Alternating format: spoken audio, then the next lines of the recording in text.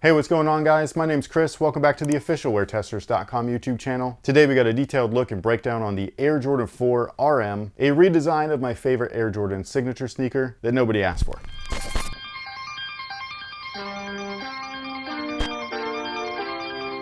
Now, if you guys could do us a favor and hit the subscribe button if you haven't already. Also, help us fight the algorithm by leaving a like or a dislike. Either one is engagement. And also dropping a comment. That would be amazing. And if you wanted to support the channel even further, we do have a WearTesters Discord community. It's an amazing place with amazing people. It's literally a full-on community. We hold our own giveaways, usually twice a month, but usually it's more stuff than that. So if you're interested in doing that, it's free to enter for anything. All you gotta do is just be a member. But yeah, if you can help us out by doing those few things, and then again, if you were interested and maybe you wanted to help support us even more, check out the Discord community. Links are down below in the description box. And with that out of the way, this is the box. It's got the flap top kind of lid. Inside the box, there's this really cool bike logo. And as most of you guys know, this is kind of Nigel Sylvester's shoe, even though, like, why couldn't they have just named it that? Or the Bike Air or whatever, I don't know. They could have done anything. Why did you have to call it Jordan 4? It's like you're trying to rewrite MJ's history in lieu of other people, but they're signed to Jordan brand.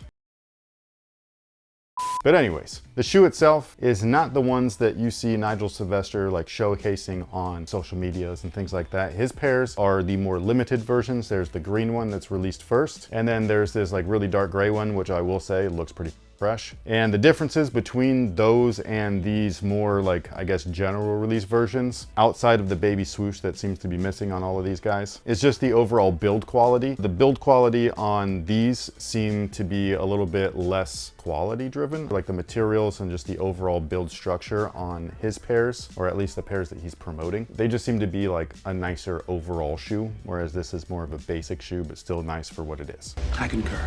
So with that being said, the shoe itself takes or borrows the Air Jordan 4 tooling and it slaps it right on here. So half of the shoe was already designed for them. Am I mad at that? No, I'm not. I really love the Air Jordan 4 tooling, and I like hybrid style shoes too. I don't dislike these. I just think that they look funny, and I think that the name is totally wrong. But like the Air Jordan 4, we've got herringbone on the outsole, multi-directional fashion, yada, yada, yada. Moving on up, we've got a polyurethane midsole, and inside the forefoot is an encapsulated air sole unit. In the rear is a visible one. The insole, surprisingly enough, is this piece of shit. I can't actually believe that they put that in there and not at the very minimum a Dream Cell insole for some additional comfort, because these are supposed to be like sport oriented shoes, you know what I mean? Like if you were to take Jordan brand and make a little SB offshoot. I just hear that name and I shudder. Make a little SB offshoot. Ooh, do it again. Make a little SB offshoot. This is supposed to be that. At least that's the impression that I get with the whole bike logo, it being Nigel's shoe, or not his shoe, I don't know, because they didn't put his name on it, even though they should have. So yeah, weird move. However, I will say that the upper, at least on this pair, is made of pretty decent quality materials. So I think that if anybody likes the way that these look aesthetically, you won't feel that you were like totally ripped off or anything like that, because I was actually surprised with the materials themselves. The toe rand area, that again is taken directly from the Air Jordan 4, is a pretty nice suede, at least on this particular colorway. I don't know what every colorway is going to be. And if you're asking me what the green one and that gray one that Nigel has are, those are like a really nice premium nubuck. But yeah, the suede on here, it looks good, it feels good. They even got a little Air Jordan 4 craft thing going on at the medial toe where they got the little split with the stitch. I still think it's weird that they like left off the baby swoosh. You do know that your customers that you're promoting your product to want that stuff, but you take it away from them and then you give them this stuff. Maybe Nigel didn't want it. They're on his pairs. He clearly wanted it. Maybe he wanted something different this time. What are you talking about? It's the same shoe. You wanted this wonderful conversation to No, happen. I didn't. It was a rhetorical question. Not you, he.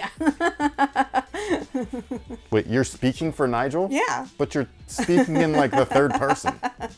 It's what Nigel would have wanted. Oh, f off. Nigel says continue. Oh, shut up. Jesus. Didn't know I worked for Nigel. Thornberry. That was a cool show. It was so good. Known to local tribesmen as Cut.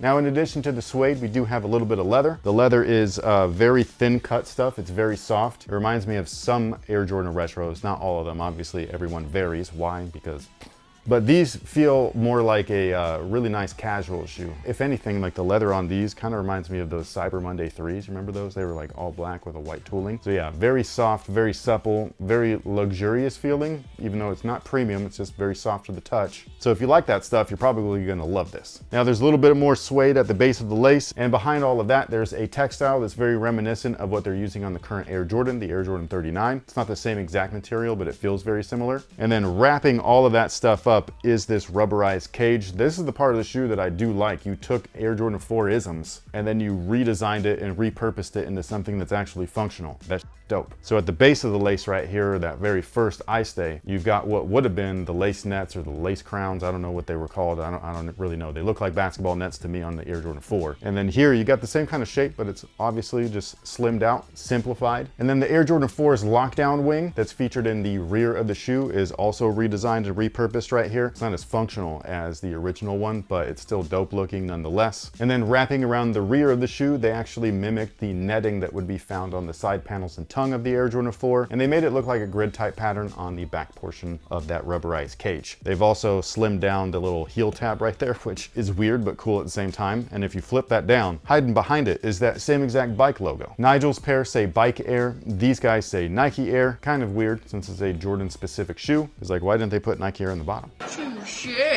The tongue is interesting too because it's short as okay, like this thing like barely is there. And then on top of that, they've got the flight patch, which is one of the coolest features on the Air Jordan 4, and it's hidden completely by all of those laces. The tongue itself is fairly puffy, so is the collar. So again, this feels like a, I don't know, it just feels like it could have been like an SB Jordan, you know what I mean? And I really wish that was kind of the direction that they took this in, instead of it just being the Air Jordan R. What does RM stand for? Like, is it remodeled? Ooh, remastered. No, they already used that word. They can't do that. That's why it's RM. This is not remastered. Nigel said.